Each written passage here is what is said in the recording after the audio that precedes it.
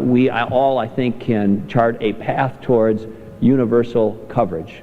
We should have as a goal, as a nation, as states, as communities, that we have everybody has insurance or coverage or is part of a health care plan.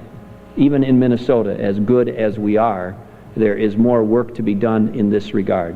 I'll note more in just a moment that giving more access to a broken system does not ultimately fix the problem. And so it has to be done holistically.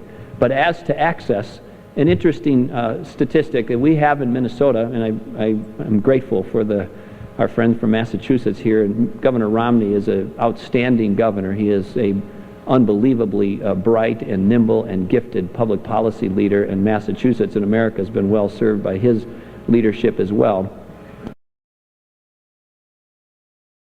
And so the question then becomes, if you're going to require insurance, and I think that is a worthy goal and one that we're intrigued by and I think at least open to, how then do you enable people to access the insurance?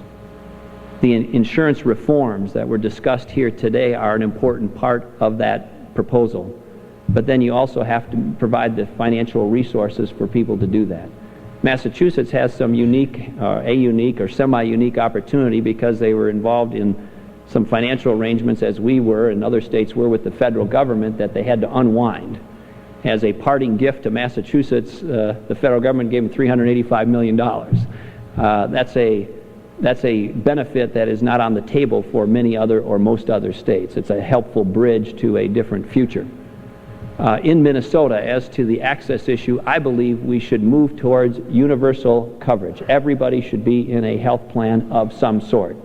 How we get there becomes important. I think a mandate by itself is potentially helpful, but is not an answer by itself. In that regard, I think we have to do a number of things. I think we're going to have to move in stages.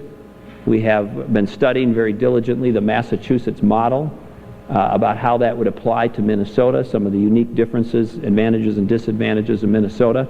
But I think as a goal, we should start with covering all kids.